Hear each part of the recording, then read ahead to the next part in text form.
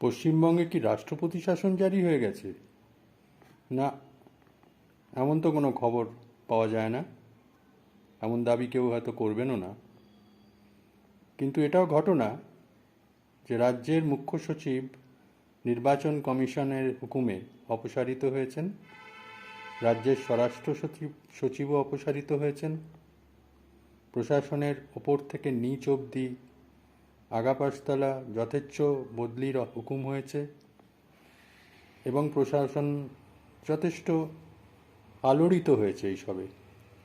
যে দৈনন্দিন কাজ বা নাগরিকদের পরিষেবা দেওয়ার কাজ, সেইটা যে খানিকটা প্রভাবিত হচ্ছে, তার গতি যে বাধাপ্রাপ্ত হচ্ছে, এটা বোধহয় অস্বীকার করা যায় না। এবং এই অসুবিধেগুলো সরকারের এর দায়বদ্ধতার কথা তুলে যে ওজোর আপত্তি বা আবেদন নির্বাচন কমিশনের কাছে পেশ করা হয়েছে, তার কোনো কিছুতেই তারা কর্ণপাত করেননি। শুধু তাই নয়, মাননীয় মুখ্যমন্ত্রী যে একাধিকবার চিঠি দিয়েছেন মুখ্য নির্বাচন কমিশনারকে, তাতেও যে কোনো ফল হয়েছে বা মুখ্য নির্বাচন কমিশনারের তরফ থেকে কিছু পুনর্বিবেচনা চিহ্ন দেখা গেছে, এমনটাও বলা যাবে না।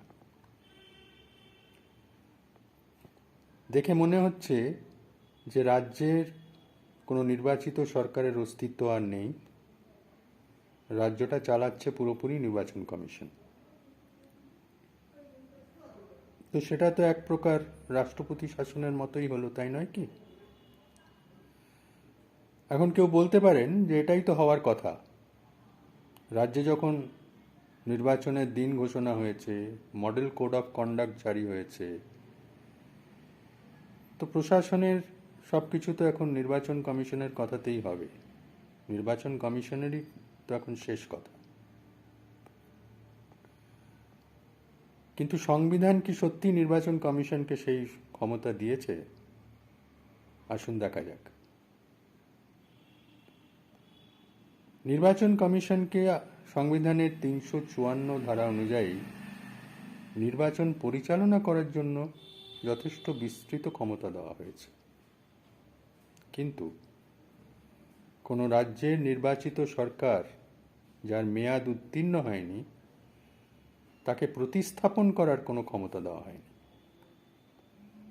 রাজ্যের নির্বাচিত মুখ্যমন্ত্রী, তাকে বরখাস্ত করার ক্ষমতা দেওয়া হয়নি।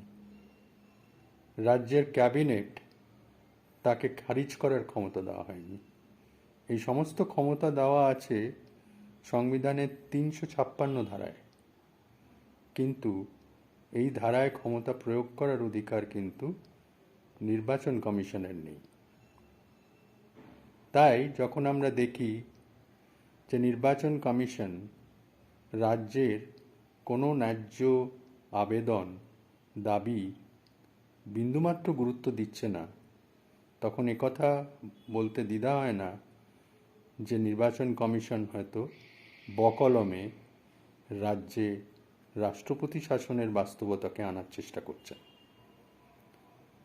এর ফল কিন্তু ভুগবেন বা ভুগছেন রাজ্যের সাধারণ নাগরিকরা, রাজ্যের গরিব মেহনতি মানুষ, প্রান্তিক মানুষেরা, যাদের প্রাত্যহিক পরিষেবা পাওয়ার অধিকার আছে, যাদের জনকল্যাণ প্রকল্প যেগুলো দীর্ঘদিন ধরে চালু আছে, অতএব মডেল কোডের আওতায় আসতে পারে না, সেইগুলোর সুবিধা পাওয়ার তাদের অধিকার আছে।